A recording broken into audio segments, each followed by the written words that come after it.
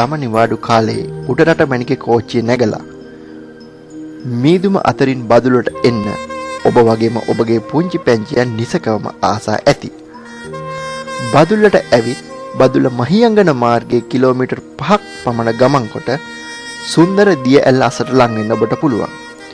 දිය ඇල්ල අසලට ලං වීමට පෙර රමණීය පාරිසරික කලාපයකට පිවිසෙන්නට ඔබට හැකියාවක් තියෙනවා.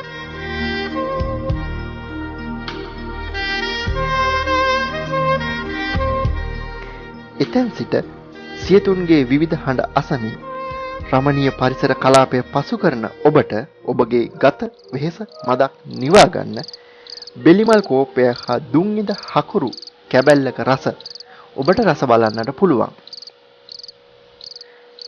දුම්හිඳ දියැල්ල ලස්සනයි. මෙන්න මෙම ගමන තුල අපූර්ව තැන් කිහිපයක් ඔබට දක්නට පුළුවන්.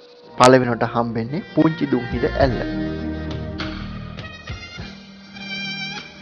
දුම්හිඳ දිය ඇල්ල අසලට යන ගමන විවිධ අනතුරුදායක තැන් වලින් බොහොමයක් පිරී තිබෙනවා.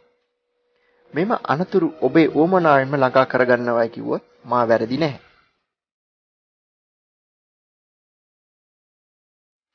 දුම්හිඳ ඇල්ල නැරඹීමට පැමිණෙන ඇතම් වැඩිහිටියන් හා දුවා දරුවන් ඇල්ල අසලටම යාමට ප්‍රිය කරනවා.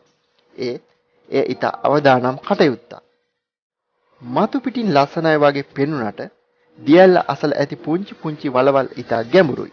දියැල්ල බැලීමට පැමිණෙන ඔබ කිසිම විටක දියැල්ල අසලට යාම හා දුම්හිඳ දියැල්ල අසල ඇති කුඩා දිය වලවල් වල දිය නෑමෙන් වළකින ලෙස දැනීම් ප්‍රදර්ශනය කර තිබුණත් ඇතැම් අය එම පිළිබඳ කිසිදු තැකීමක් කරන්නේ නැහැ.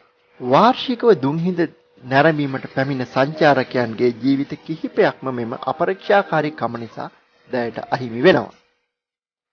ඇල්ල බැලීමට පැමිණෙන පුංචි දුවා දරුවන් ආරක්ෂා කර ගැනීම මව්පියන්ගේ යුතුයකමක්. ඔබත් දුම්හිඳ දියැල්ල නැරඹීමට පැමිණෙන්න විනෝද වන්න. එසනින් පුවත් වෙනුවෙන් මා නයන තෙන්නකෝන් දුම්හිඳ වාර්තාකරු.